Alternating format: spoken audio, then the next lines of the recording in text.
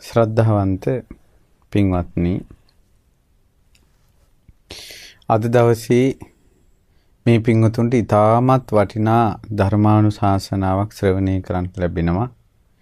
ඒ තමයි අපගේ ජීවිතේ එක එක අවස්ථාවල අපිට මුහුණ දෙන්න සිද්ධ වෙන දේවල්. කාලයක් කෙනෙක් හොඳට ගරු සත්කාර සම්මාන ඇතුව පිළිගන්නවා. සමාජයේ රට ලෝකේ කතා කරනවා. කාලයක් ගියාට පස්සේ ඔවුන්ගේ මතකයන් අමතක වී යනවා. ඒ වගේම විශේෂයෙන් උපන් සත්වයා ජරා මරණයන්ටපත් වෙලා අවසානයේ මැරිලා යනවා. අනිත්‍ය වූ ලෝකයකට අපිට මුහුණ දෙන්න සිද්ධ වෙලා තිබෙනවා. ඒ නිසා මේ සියල්ල අනිත්‍ය වෙලා යද්දී හිත ශක්තිමත් කරගන්න හැටිත් බුද්ධ ශාසනයේ පිහිට පිළිසරණ ලබා ගන්න හැටිත් අද අපි ධර්මානුශාසනාවෙන් කතා කරනවා. පින්වතුනි, අපගේ ජීවිතේ අපි කාටත් මුහුණ දෙන්න සිද්ධ වෙන අනිවාර්යයෙන්ම මුහුණ දෙන්න සිද්ධ වෙන කරුණු කාරණා තියෙනවා. එකක් තමයි අපිට මේ ලෝකේ ලැබෙන දේවලුත් තියෙනවා, නොලැබෙන දේවලුත් තියෙනවා. කෙනෙකුට ලැබෙන දේ තවත් කෙනෙකුට නොලැබෙන්න පුළුවන්. කෙනෙකුට නොලැබෙන දේ තවත් කෙනෙකුට ලැබෙන්න පුළුවන්. අපි ගත්තොත් එහෙම උගත්කම සර්ව සාධාරණ නෑ. හැම කෙනාටම තියෙන එකක් නෙවෙයි. ධනවත්කම, ප්‍රසිද්ධිය, ඒ වගේම හැකියාව, ඊළඟට දක්ෂතා හැම කෙනාටම තියෙනව නෙවෙයි. නමුත් හැම කෙනාටම තියෙන දෙයක් තියෙනවා. ඒ තමයි උපන් සත්වයා ලෙඩ වෙනවා කියන එක සිද්ධ වෙන්න පුළුවන්. උපන් සත්වයා වයසට යනවා කියන එක සිද්ධ වෙන්න පුළුවන්. සිද්ධ වෙන්න පුළුවන් නෙවෙයි, සිද්ධ වෙනවා. උපන් සත්වයා මරණයටපත් වෙනවා කියන කාරණාව සිද්ධ වෙනවා. මේ ජරා මරණ කියන කාරණාව මේ උපන් සියලු සත්වයන්ට කොයි රටේ හිටියත්, ඒ වගේම කොයි තරාතිරයක හිටියත්, ඒ වගේම ධනවත් වුණත් ධනවත් නැති වුණත්, ඒ වගේම දක්ෂතා තිබ්බත් නැතත් මේ වයසට යන එක, ඒ වගේම මේ ජරා මරණ ඒ සත්වය උරුම කරගෙන ඉන්නවා. ඒවා ලැබෙනවා.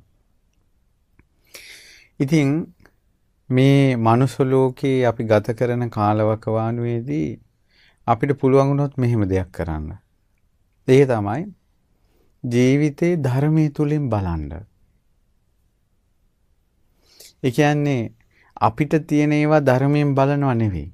ධර්මයෙන් අපි දිහා බලනවා. උදාහරණයක් ගත්තොත් මේ බුද්ධ ශාසනයේ බුදුරජාණන් වහන්සේගේ ධර්මයට කියනවා දහං කැඩපත කියලා. ඒතර දහං කැඩපත කියන්නේ ඒතර කැඩපතෙන්නේ තමා දිහා බලන්නේ. එහෙනම් ධර්මයේ තුලින් තමා දිහා බලන්න ඕන. මේ ලෝකේ අවබෝධ කරපු බුදුරජාණන් වහන්සේගේ ශ්‍රාවකයෝ ධර්මයේ තුලින් තමාව දැක්කා. දහං කැඩපතින් තමාව දැක්කා. තමාව අවබෝධ කළා. ඒ නිසා ඒ වගේම තමයි බුදුරජාණන් වහන්සේත් ජීවිතය අවබෝධ කළා. පසේ බුදුරජාණන් වහන්සේලා ජීවිතය අවබෝධ කළා. රහතන් වහන්සේලා ජීවිතය අවබෝධ කළා. අවශේෂ මාර්ගඵලලාභින් ජීවිතේ පරිපූර්ණ අවබෝධ කරනවා. ඉතින් මේ ලෝකෙට සම්මා සම්බුදුරජාණන් වහන්සේ නමක් කලාතුරකින් පහළ වෙලා මේ ලෝකෙට ධර්මයේ දේශනා කරනකොට භික්ෂු භික්ෂුණී උපාසක උපාසිකා කියන සිව්වණක් පිරිස බිහි වෙනවා. ඉතින් අපි කියමුකෝ පසේ බුදුරජාණන් වහන්සේ නමක් ලෝකෙ පහළ වුණා කියලා. පසේ බුදුරජාණන් වහන්සේ ජීවිතය අවබෝධ කරගන්නේ තනිව. ලෞතර බුදු කෙනෙකුත් තනිව තමයි. ඒ පසේ බුදුරජාණන් වහන්සේට ඒ ඇතිවෙච්ච ජීවිත අවබෝධය අනිත් අයට කියන්න බෑ. ඒ පසේ බුදුරජාණන් වහන්සේ නමක් නිසා ශ්‍රාවක පිරිසක් බිහි වෙන්නේ නැහැ. හැබැයි ජීවිතේ සත්‍ය තනිව අවබෝධ කරනවා. වෙන වෙන වශයෙන් ජීවිතේ සත්‍ය ස්වභාවය අවබෝධ කරන නිසා තමයි පච්චේක බුද්ධ කියලා කියන්නේ. ඉතින් පසේ බුදුරජාණන් වහන්සේලා ලෝකේ පහළ වෙන්නේ සම්මා සම්බුදු කෙනෙක් පහළ වෙන්න ආසන්න කාලයකදී. අපේ බුදුරජාණන් වහන්සේත් පහළ වෙන්න ආසන්න කාලේ පසේ බුදුරජාණන් වහන්සේ නමක් වැඩ ඉඳලා තියෙනවා. එතකොට ඉසිගිලි පර්වතයේ පසේ බුදුරජාණන් වහන්සේලා 500ක් අපේ බුදුරජාණන් වහන්සේ පහළ වෙන්න කලින් බොහෝ කලකට කලින් වැඩ ඉඳලා තියෙනවා. ගොඩාක් පසේ බුදුරජාණන් වහන්සේලා වැඩ ඉන්නේ ගන්ධමාන පර්වතයේ හිමාලයේ. මංජූසක කියලා වෘක්ෂයක් තියෙනවා. ඒ වෘක්ෂයේ සෙවණේ තමයි උන්වහන්සේලා දැන් සුවින් වාසය කරන්නේ. අනෝතත්ත විල ආදී හිමාලයේ තියෙන විල්වල පසේ බුදුරජාණන් වහන්සේලා පමණක්ම පැන් පහසු වෙන පැන්තොටවල් තියෙනවා. පසේ බුදුරජාණන් වහන්සේලාගේ ජීවිත අවබෝධයේ සිද්ධ වෙච්ච ආකාරය හරි පුදුමයි. පසේ බුදුරජාණන් වහන්සේලාට ධර්මයේ කියන්න කෙනෙක් නැහැ. නමුත් තනිවම ජීවිතය අවබෝධ වෙනවා. දැන් අපි උදාහරණයක් ගත්තොත් අද මම දේශනාවට මාතෘකා කරගන්නට ගත්ත ගාථාව මම ගත්තේ කග්ගවිසාන සූත්‍රයෙන් සුත්ත නිපාතේ. ඒතර කග්ගවිසාන සූත්‍රයේ තියෙනවා පසේ බුදුරජාණන් වහන්සේ නමක් පහළ වෙච්ච එක්තරා කතාවක්. ඒ තුලින් අපි කාටත් මේ ධර්ම දායකත්වයේ දරූ පින්වතුන්ටත් ධර්මයේ ශ්‍රවණය කරන ඔබටත් මටත් අපි කාටත් ජීවිතේ දිහා එක්තරා පැතිකඩක් පේනවා. ඒ නිසා මේ ධර්මය මම හිතුවා අද කතා කළොත් හොඳයි කියලා. ඒ තමයි පින්වතුනි මේ පසේ බුදුරජාණන් වහන්සේලා ඊටමත් විස්මිත විදිහට තමයි පහළ වුණේ. පසේ බුදුරජාණන් වහන්සේ නමක් පහළ වෙච්ච මේ කතාවේ මේ පසේ බුදුරජාණන් වහන්සේ පසේ බුද්ධත්වයට පත් වෙන්න කලින් රජ කෙනෙක් විදිහට තමයි ඉඳලා තියෙන්නේ.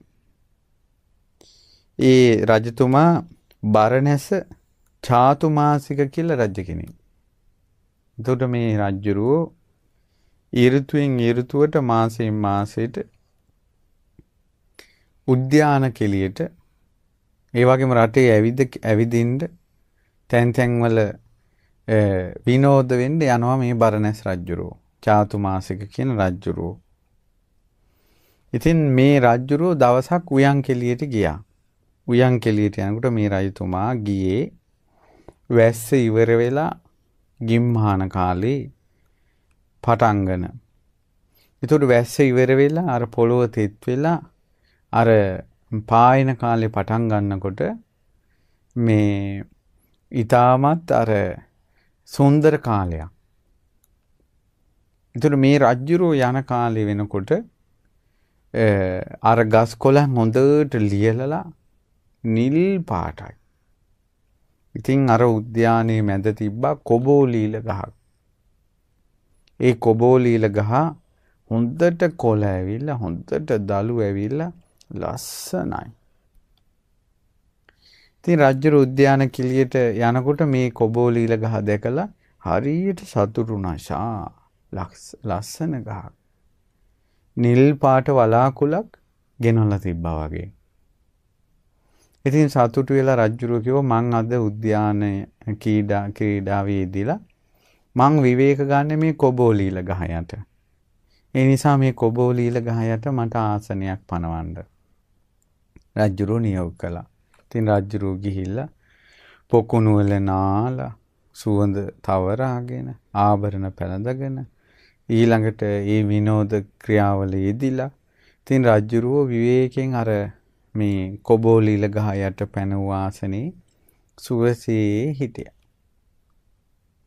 ඔන්න ඉතින් උද්‍යාන ක්‍රීඩාව ඉවර වෙලා රජුරෝ ගියා. ආය කාලෙකින් රජුරෝ ආවා. ඒ එන්නේ පායන කාලේ.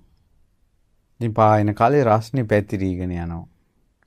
ඒ රස්නේ පැතිරීගෙන යන කාලේ එනකොට අර කොබෝලීල ගහේ තනි කර මල් පිපිලා.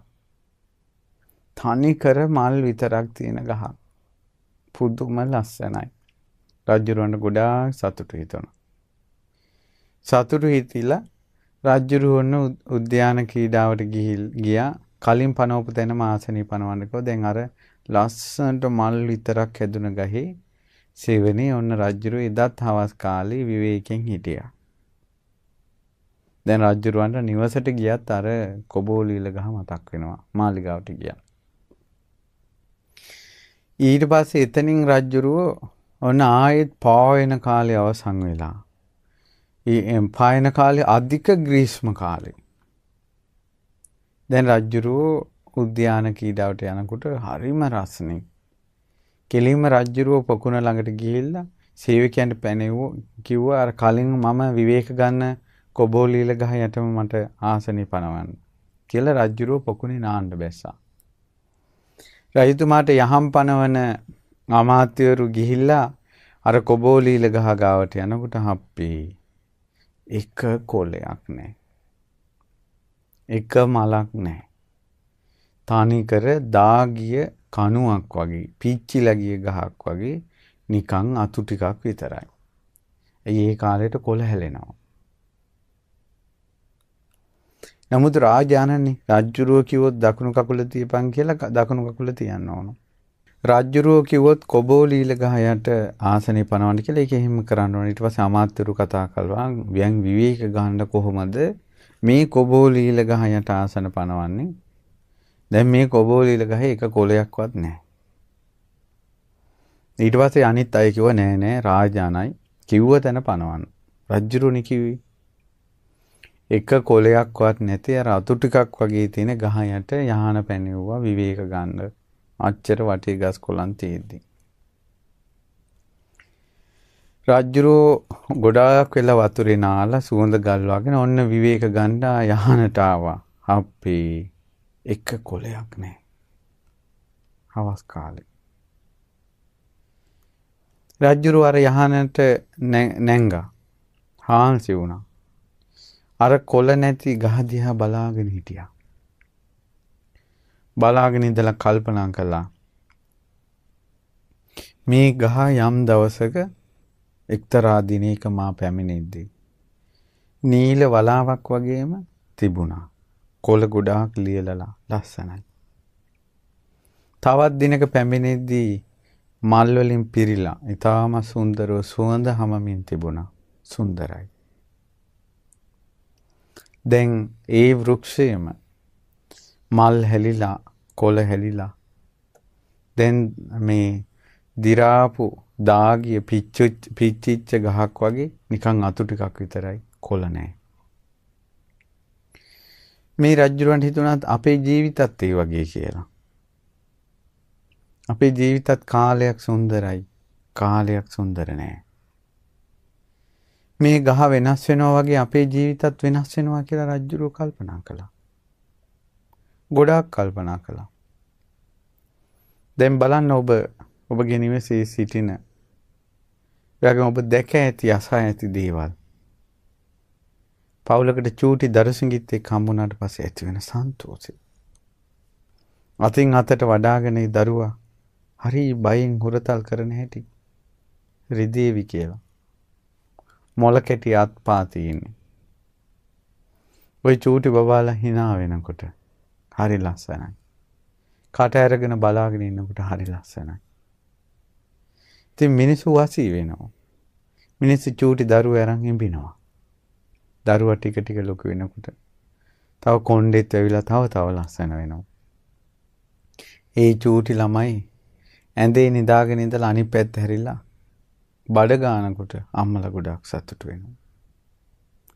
බඩ ගන්න දරුවා අම්මගේ තාත්තගේ වාරුවෙන් හිට ගන්නකොට සතුටු වෙනවා. යම් දවසක දරුවා තනියෙන් ඇවිදිනවාද ගොඩාක් සතුටුයි. ඊට පස්සේ මේ පුංචි දරුවෝ hina වෙනකොට කෙලි දෙලෙන් එනකොට සතුටුයි. ඊට පස්සේ මේ ළමා අපිට තරුණ වෙනවා. තරුණ වෙනකොට අර ලස්සනට මල් ගහේ මල් පිපිලා සුවඳ පැතිරිලා කවුරුත් ආස කරනවා වගේ ඒ ලස්සන පුතාලට ලස්සන දූලට ගොඩක් අය ආස කරනවා. ආදරය කරනවා. සෙනෙහස දක්වනවා. ඒකට අර මල් පිරිච්ච ගහ මතක් වෙනවා වගේ එයාලා දැක්ක අයට ඒ වගේ අය ගැන තව මතක් වෙනවා. හිතෙනවා. ওই කාලේ ඒ නිසාම ඒ කාලේ ප්‍රේම සම්බන්ධතා ඇති වෙනවා. තනියෙන් hina වෙනවා, තනියෙන් කතා කරනවා. ඔහොම ටික ටික කාලයක් ගිහිල්ලා දැන් මෙයට වයෝ වෘද්ධ වෙනවා. ඒතර ටික ටික වැඩි හිටි වෙනකොට අර ආදරය කරන කාලේ තරුණ කාලේ ෆෝන් වලින් අද කාලේ හිටියට ගත්තොත් ෆෝන් වලින් පැය ගණන් කතා කරපු ඒවා, පැය ගණන් chat කරපු ඒවා. ඒ ඔක්කොම නෑ දැන්. මැසේජ් කරපු ඒවා මොකුත් නෑ. දැන් එකම ගෙදර ඉන්නවා දවසට මේ පැය කාලක්වත් එකට කතා කරන්නේ නෑ. මොනවා හරි ඇහුවත් කියලා කියනවා. ඔගේ වචනයයි දෙකයි සමහර ගෙවල් වල දවසටම වචන දෙක තුනයි අඹු සැමියන් කතා කරන්නේ.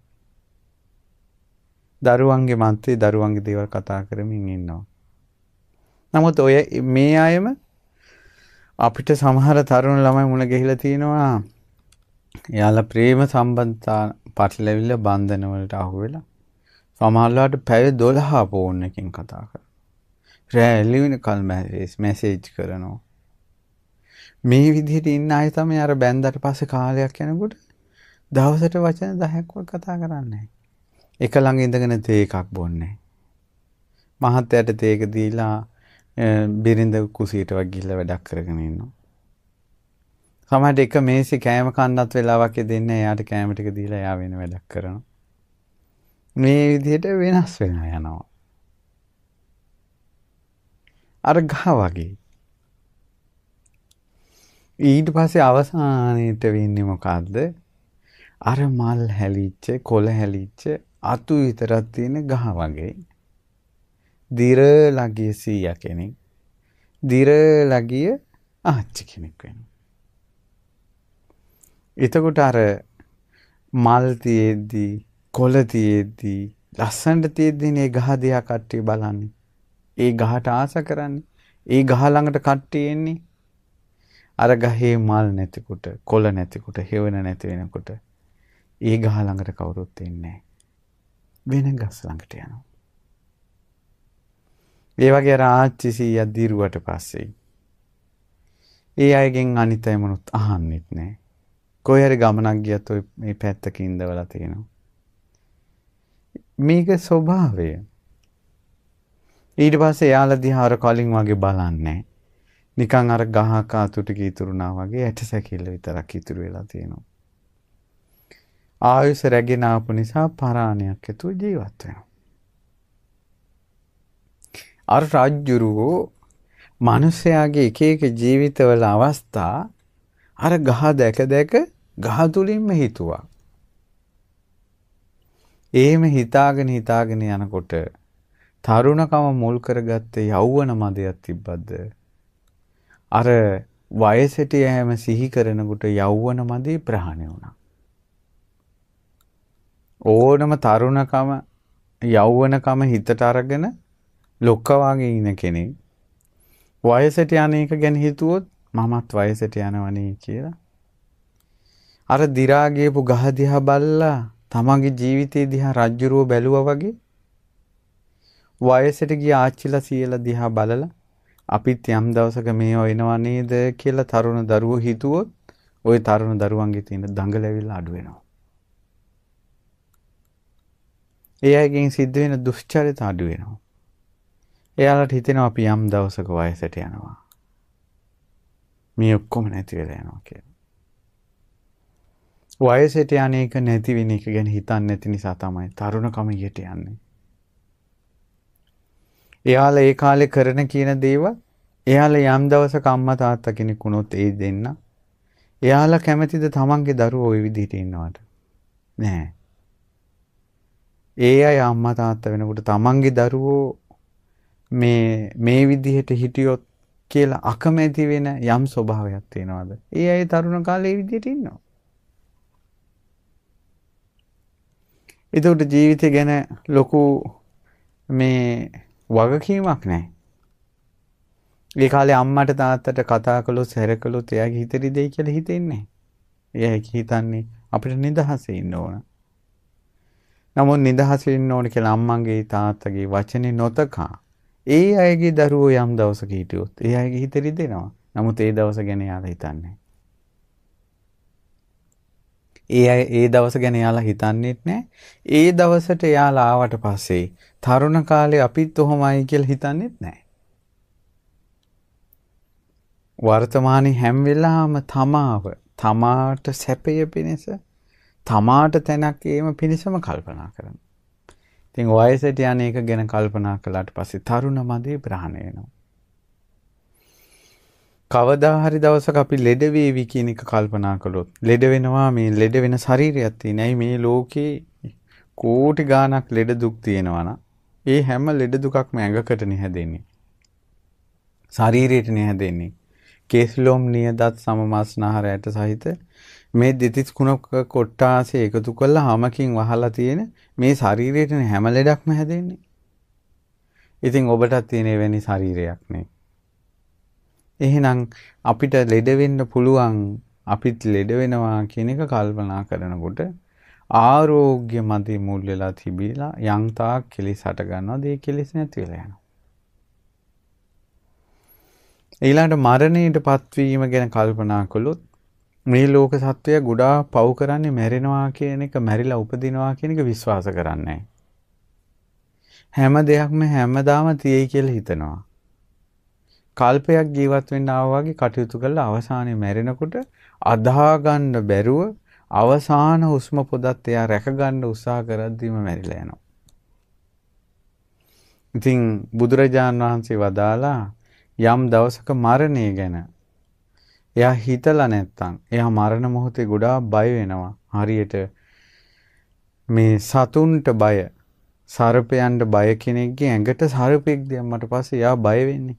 ඒ වාගේ මරණය ගැන මේවා අත්හැරලා යන්න සිද්ධ වෙන බව සිහි නොකළ කෙනෙකුට අවසාන මොහොතේ ලොකු බයක් එනවා. සර්පයෝ ගැන දන්න, සර්පයෝ අල්ලන්න දක්ෂ කෙනෙක් අවසාන මොහොතේ ඒ සර්පයෝ අල්ලන්න දක්ෂ සර්පයෝ ගැන දන්න කෙනෙක් දුර ඉඳලම සර්පයා දැකලා හිමීට ගිහිල්ලා සර්පයාව අරන් බැහැර කරනවා වගේ බයක් නැතුව ඒ කටයුත්ත කරනවා වගේ බයක් නැතුව අවසන් හුස්ම පොද හෙලන්න පුළුවන් කියලා බුදුරජාණන් වහන්සේ වදාලා මරණ සතිය වඩන කෙනාට. කියන්නේ ඕනම මොහොතක ඕන වෙලාවක අපිට මේවා දාලා යන්න සිද්ධ වෙනවා කියලා හිතන. ඒතකොට මේ මරණය ගැන හිතනකොට අර ජීවිත මදේ නැති වෙනවා. තින් රජතුමා අර කොළ නැති මල් නැති කොබෝලීල ගහ යට පැන වූ ආසනයේ සිටිද්දී ඒ ගස දැක දැක ඒ ගස තුලින් තමන්ගේ ජීවිතය දිහා විදර්ශනා කරනකොට තමන්ගේ ජීවිතේම අවබෝධ වෙන්න ගත්තා. දුක කියලා ආර්ය සත්‍යයක් මේ ජීවිතේ තියෙන බව. ඒ දුක හටගන්න හේතුව පටිච්ච සමුප්පාදය. තුරුස්නාව මුල් කරගත්. ඊළඟට දුක නැතිවීම පටිච්ච සමුප්පාදේ නිරෝධය අමා මහ නිවන. ඒ සඳහා සම්මා දිට්ඨිය ආදි වශයෙන් තමන්ගේ මාර්ගාංගය ප්‍රගුණ වෙන්න ගත්තා. ඒ ඇඳේ සිටම නිකලෙසුණා බුදුරු නැති යුගයක තමා තුළින්ම ධර්මය අවබෝධ කරපු නිසා ඒ උත්තමයා පසේ බුදුරජාණන් වහන්සේ නම. ඒ ඇතිවෙච්ච ජීවිත අවබෝධයෙන් ඇතිවෙච්ච ප්‍රීතිය, සැනසෙල්ල, සැහැල්ලුව වචනකින් කිව නොහැකි. ඒ උතුම් පසේ බුදු සමාපත්තිය විඳිමින් ඒ පසේ බුදුරජාණන් වහන්සේ දැන් ඇඳේ සිටිනවා යහනේ. දැන් මේ ඉන්නේ බුදු කෙනෙක්. හැබැයි රාජ ඇඳුමින්. දැන් ඉර බැසගෙන යනවා හවස වුණා. අමාත්‍යවරු ඇවිල්ලා රජතුමාගෙන් අහනවා රජතුමනි ඔබතුමාට මේ සැපත් වෙන්න කාලයයි මාලිගාවට. අර පසේ බුදුරජාණන් වහන්සේ ආසනෙන් නැගිටලා පළඟක් බැඳගෙන ඉඳගත්තා, අසුන් ගත්තා. අමාත්‍යවරුනි මට දැන් සැපත් වෙන්න එහෙම තැනක් නැහැ. ජීවිතේ සැහැල්ලුවටපත් වුණ හිතේ කෙලිස් ගෙවා දැමූ කෙනෙකුට රාජමාලිගාව කියන්නේ කැප දෙයක් නෙවෙයි. ශ්‍රමණයන්ට කැප වෙන්නේ සියල්ල අතහැරපු ඒ විවේකී වූ ඒ ජීවිතයට ඒ ශ්‍රමණයන් වහන්සේලා යම් තැනක ජීවත් වෙනවා නම් අන්න ඒ තැනයි. රාජ්‍යවරු ජීවත් වෙන තැන නෙවෙයි. දැන් අර ඇමතිවරු මොනින් මොන බලා ගන්නවා මොකද මේ වුනේ කියලා. තව ඇමති කෙනෙක් කිව්වා තරහ අවසර මහරජුරුවන් වහන්සේ. අද ගොඩාක් ගිරීස්මේ රස්නේ වැඩි. ගේ රස්නේ වැඩි වෙලාවේ සීතල වතුර පැම්පාස වුණාම පිත කිපෙනවා. ඔබතුමාගේ කල්පනාව පොඩ්ඩක් වෙනස් වෙලා තරහ අවසර අපි ඉක්මනට වෙදෙහිද කමක් කරගත යුතුයි. ඊට පස්සේ කෝ එහෙම කිපෙන්න මහතුල රාගේ නැහැ කිව්වා. කිපෙන්න ද්වේෂේ නැහැ කිව්වා. කිපෙන්න මෝහේ නැහැ කිව්වා. ඒ නිසා මාතුල කිපීමක් නැහැ කිව්වා. ඊට පස්සේ අමෙතුරු කියන මේ ඔබ වහන්සේ කතා කරන්නේ මේ ශ්‍රමණයෝ වගේ. තමා තුළින් මේ ජීවිතය අවබෝධ කරගන්න පසේ බුදුරු කියලා ශ්‍රමණයන් වහන්සේලා පිරිසක් මේ ලෝකේ ඉන්නවා කියලා අපි අහලා තිනවා. හැබැයි ඔබ වහන්සේ කතාව වගේම ලුවේ නැත්තන්ගේ කතාව. හැබැයි ওই වගේ නෙමෙයි. ඒ ශ්‍රමණයන් වහන්සේලා ඉන්නේ හිසකිස් බාලා. කසාවත් පොරවගෙන ඉන්නේ ওই වගේ රජ ඇඳුමින් ඔටුනු පැලඳගෙන ඉන්න අය නෙමෙයි. එතකොට අර ඔටුනු පැලඳගෙන රාජ වස්ත්‍රාභරණෙන් හිටපු පසේ බුදුරජාණන් වහන්සේ මේ හිස අත ගෑවා. තමන්ගේ ශරීරය දිහා බැලුවා. එසැනින් ඔටුනු ආභරණ කිස් අතුරුදහන් වෙලා. කසාවත් පොරවාගෙන පාත්‍රය දරාගත්ත බබලන ශ්‍රමණයන් වහන්සේ නමක් සේ පෙනී සිටියා. අනිත් ඔක්කොම ගිහි ස්වභාවය අතුරුදහන් වුණා. අමාත්‍යවරුත් රාජ පිරිසත් දන ගැහුවා.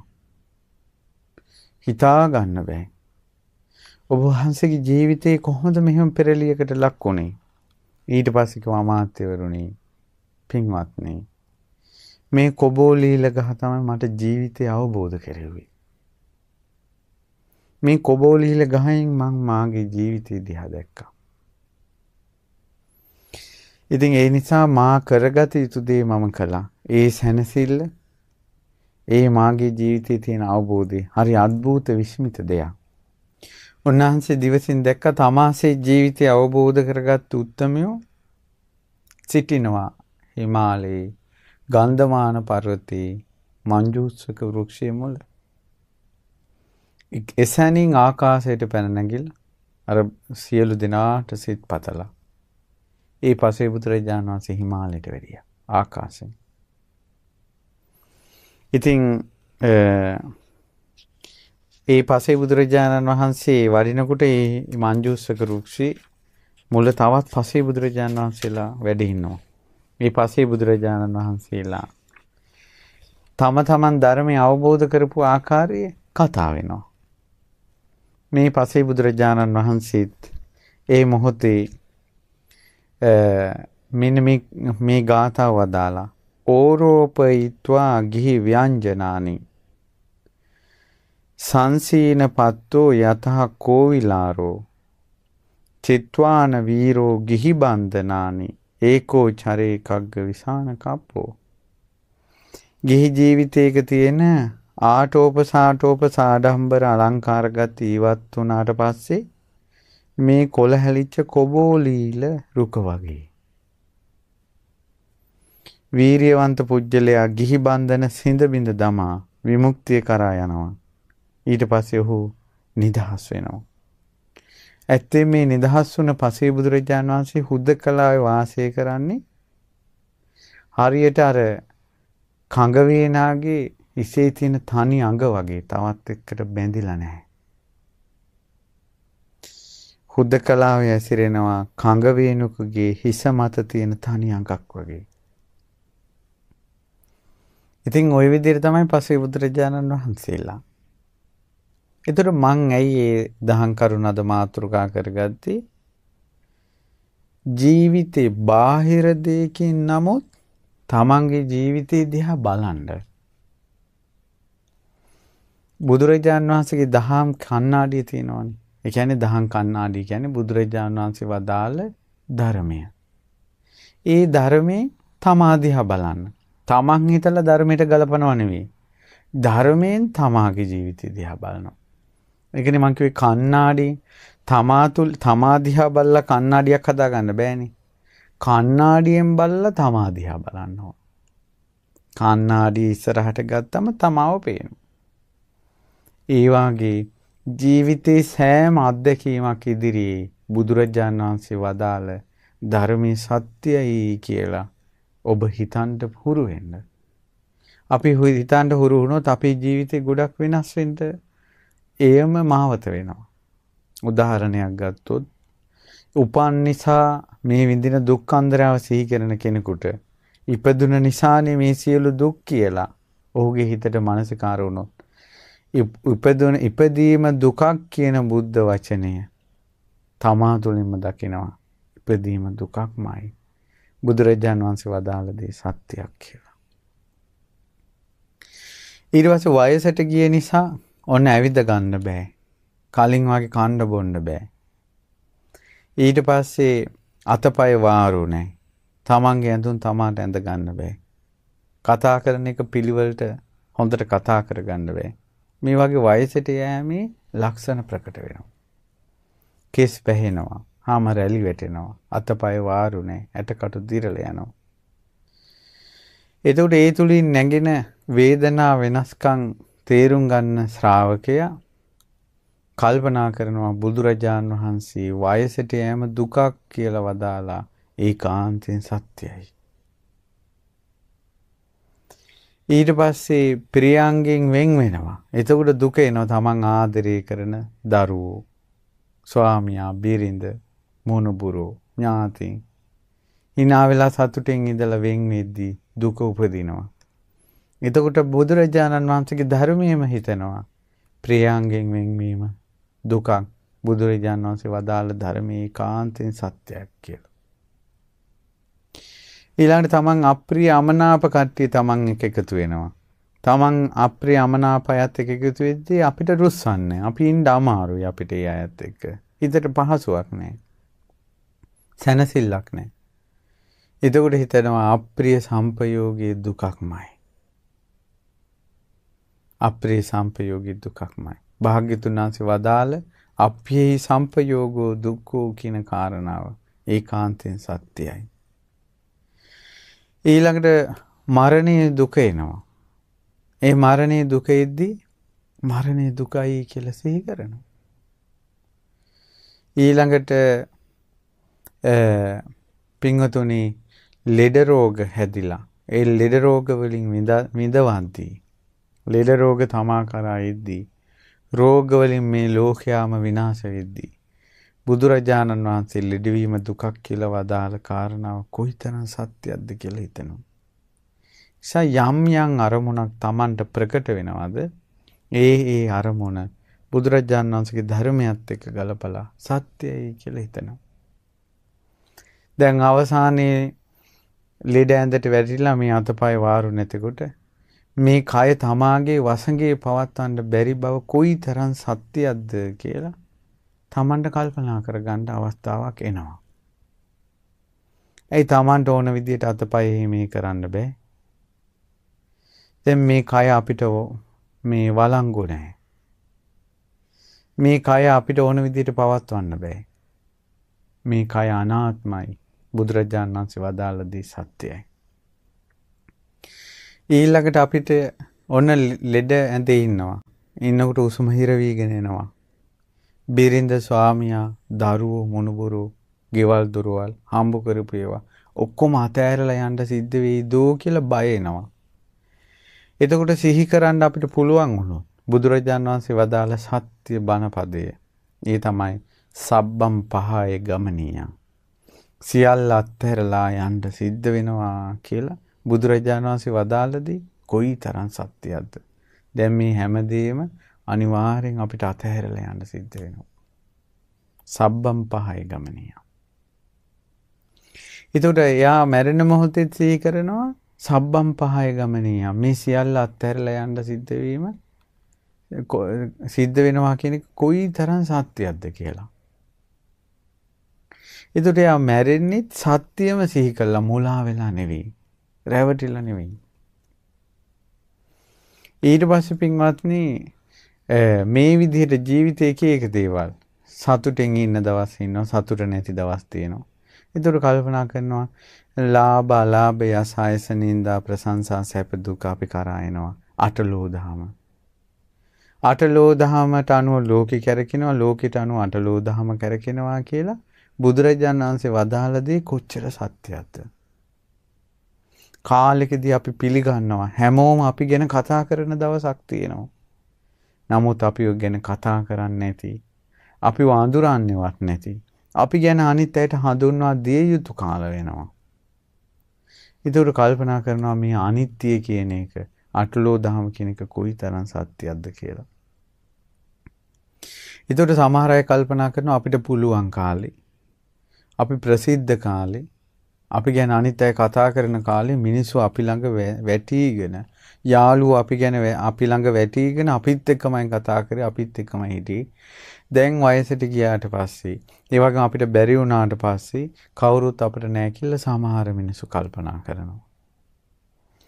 ඒ වෙලාවට සත්‍යම හිතන්න මේ ලෝකේ පින්වතුනි ගස් මේ ලෝකේ පරිසරයේ වුණත් ගස් කොළන් වල වුණත් ඔය සදාතනික සත්‍ය තියෙනවා. යම්කිසි ගහක ගෙඩි තියෙනවද? පළදාව තියෙන ගහට තමයි කවුරුත් ගල් ගහන්නෙත් ඒ ගහ වටේ තමයි කවුරුත් සැරි තරන්නේ. ඒකේ පළදාවක් තියෙන නිසා. ඒ ගහේ පළ නැති වුණාට පස්සේ කවුරුත් යන්නේ ඒ ගහ ළඟට. අපි වුණත් එහෙමනේ. ආන්නේ වගේ තමයි. ඒ කාලේ අපිට හොඳ තියෙනකොට, ප්‍රසිද්ධිය තියෙනකොට, අපි ගැන කතා කරනකොට, ධනෙ තියෙනකොට, හැකියාව පුළුවන්කම් තියෙනකොට කවුරුත් අපි වටා ගැවසෙනවා. බඹරුණත් මලක රොන් තියෙන තාක් ඒ වගේම ඒ වෘක්ෂයන්ගේ මල් පිපී තියෙන තාක් තමයි සතා සිව්පාවා පවා ඒ වගේ ගැවසෙන්නේ. නැති කාලෙක ඒ අයත් ඒවත් අරිනවා. ලෝකේ තියෙන ඕක අපිටත් තියෙන ඕක. දුක් වෙන්න දෙයක් නෙවෙයි මෙතන තියෙන්නේ. සත්‍යම කල්පනා කරන එක. වෙනස් වෙනවා කියපු දේ භාග්‍යතුන් වහන්සේ වදාළ දෙයක්. ඉතින් ඒ නිසා ඒක කොයිතරම් සත්‍යයිද කියලා. අපි හොඳට කල්පනා කරනවා ජීවිතේ අහන දකින හැම දෙයක් එක්කම. එක භික්ෂුණියක් හිටිය අවුරුදු 120යි.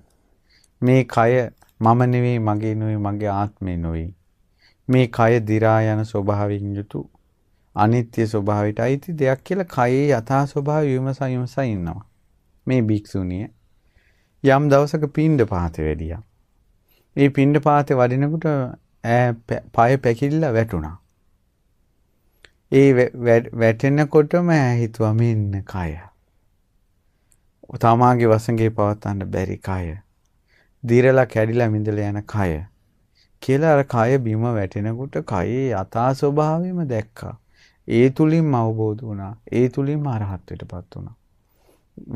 වැටුනේ කෙලෙස් සහිත කෙනෙක් විදිහට, නැගිට්ටේ රහත් මෙහෙණියක් විදිහට. අපි ඇත්ත ගැන කල්පනා කර හිටියොත්, බුදුරජාණන් වහන්සේගේ ධර්මයේ සත්‍යයි කියලා කල්පනා කර හිටියොත්, ඒ සත්‍යයම Tamanට දකින්න දවසක් එනවා. මොකද සත්‍යයෙන් යථා ස්වභාවය කියන්නේ නැති, යථා ස්වභාවය ඉක්මවා ගිය සත්‍ය විනිර්මුක්ත, ඒ කියන්නේ සත්‍යයෙන් තොර වූ, ඇත්ත කතාවෙන් තොර වූ බණක් බුදුරජාණන් වහන්සේ දේශනා කළේ නෑ. සත්‍යමයි දේශනා කළේ. ඒ නිසා බුදුරජාණන් වහන්සේගේ ධර්මයේම සත්‍යයි කියලා Tamanට පේනවා නම් අර දහං කැඩපතේ. ඒක තමයි නිතර බණ අහ දහං කරුණු සිහි කර මේක ඇත්තනේ මේක ඇත්තනේ කියලා සිහි කර ඉන්නවා. Tamandම තේරෙන්න ගන්නවා. භාග්‍යතුන් වහන්සේ වදාළ දේ කොයිතරම් සත්‍යයක්ද කියලා. ඒ සත්‍යය සිහි කිරීම යම් දවසක Tamanට උපකාරී වෙනවා. Tamanට මේ සසර දුකින් නිදහස් වෙන්න. උදාහරණයක් ගත්තොත් අතීත සංසාරේ එක්තරා රජ කෙනෙක් හරි පිරිසිදු ඉන්න ආසයි. කිලිටි නැතුව ඉන්න ආසයි. ඒ නිසා ඒ රාජ්‍යරුව හොඳට නාලා අර සුවඳ කවලා තියෙන මේ ගබඩා වලින් මේ සුවඳ කැවූ රාජ වස්ත්‍රාභරණ අරන් පැලඳ ගන්නවා. අනේ උදේ ඇඳපු වස්ත්‍රාභරණ දවාලට දාඩිය වැටිලා කිලිටි වෙලා. දවාලට ඇඟ හොදලා ඇඳ ගන්න රාජ වස්ත්‍රාභරණ හැන්දෑවට කිලිටි වෙලා. හවසට ඇඳ ගන්න වස්ත්‍රාභරණ උදේ වෙනකොට පොඩි වෙලා කිලිටි වෙලා. ඒතර රජුරු කල්පනා කරනවා පිරිසිදු වෙන්න ඕන කියලා අඳින්නේ ඒ අඳින වස්ත්‍රයේම තමන්ගේ පිරිසිදු වෙන්න ඕන කියලා හිතන ඇඟ නිසාම කිලිටි වෙනවා. දැන් රජුරෝ කල්පනා කළා. ගොඩක් කල්පනා කළා. කිලිටි හරිනවා කියලා ඇඳ කිලිටි වෙනවා.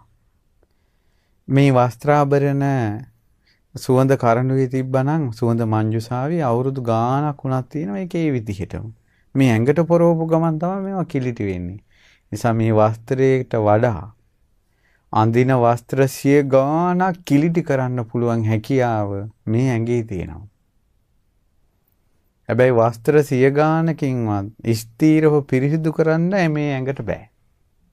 ඇඟ පිරිසිදු වෙන්නේ වස්ත්‍ර ගොඩාක් ඇඳුවා. දැන් මැදපු දත හෙට උදේට මැන්දේ නැත්තම් ගඳ ගන්නවා. අවුරුදු 80ක් දත් මැදලා එක දවසක් දත් නොබැඳ හිටියොත් අවුරුදු 80ක් කට සෝදලා පිරිසිදු ඉඳලා ඊළඟ දවසේ කට සීදුවේ නැත්තම් අවුරුදු 80ක් ඇඟ සෝදලා පිරිසිදු කළා එක දවසක් පිරිසිදු කළේ නැත්තම් එතකොට අපේ ශරීරයේ කොච්චර කිලිටි ස්වභාවයෙන් යුක්තයිද? නව දොරකින් අසුචි වැగిරෙනවා. මේ ශරීරයෙන් පිටට තියෙන සෑම සිදුරකින්ම ඇතුලේ තියෙන ජරාව එළියට එනවා. හොදනවා ඉවරයක් නැහැ. හොදනකොට එනවා. හොදනවා ඉවරයක් නැහැ. පිරිසිදු කර කර සෝදා පවත්වනවා මේ ශරීරේ.